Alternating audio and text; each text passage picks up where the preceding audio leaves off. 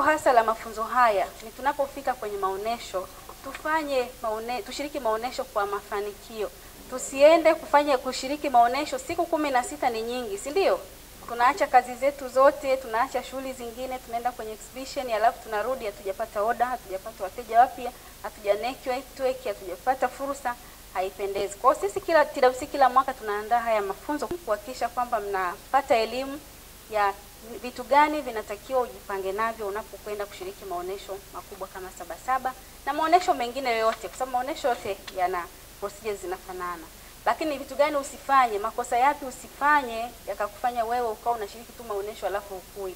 Kwa usijivune kushiriki maonesho mengi kwa mwaka alafu hayana matokeo, au kushiriki maonesho kila mwaka alafu hauna matokeo.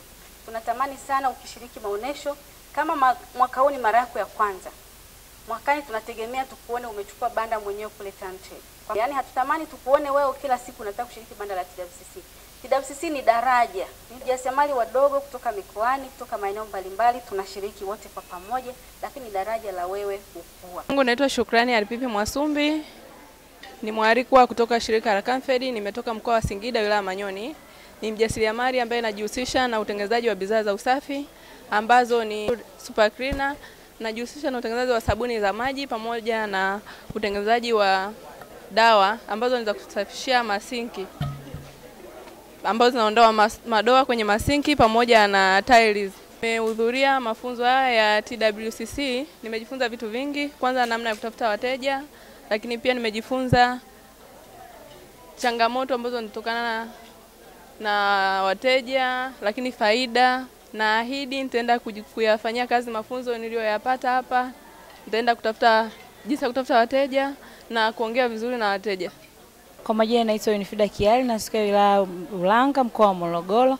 Kwenye mafunzo leo nimejifunza kutafuta wateja, namna kuweka package ya bidhaa yangu, na nimejuana na watu pia, nimeona bidhaa za wenzangu the way zilivyo. Kwa hiyo nimechukua kama opportunity kwangu kurekebisha biashara yangu iwe bora zaidi.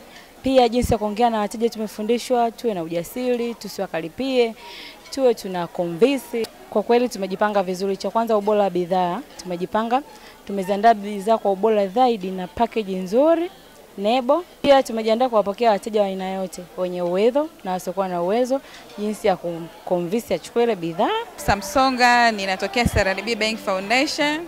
Nipo kama mfuatiliaji na mtathmini wa program za CRDB Foundation. Tumekutana na wajasiriamali hawa, wamepewa mafunzo mbalimbali ili waweze kuwa tayari na waweze kuuza biashara zao kwa wingi zaidi. Sisi kama CRDB Bank Foundation ni wadau wakubwa sana kwenye sekta ya uchumi, pia kwenye sekta ya biashara. Tumekuwa tukiwasupport wafanyabiashara wadogo na wakati kwa kuwapatia mafunzo ya elimu ya fedha, uchumi jumuishi, pamoja na mafunzo ya ujasiriamali, na pia kuwakutanisha na fursa za masoko kama hivi leo walipopata fursa hii.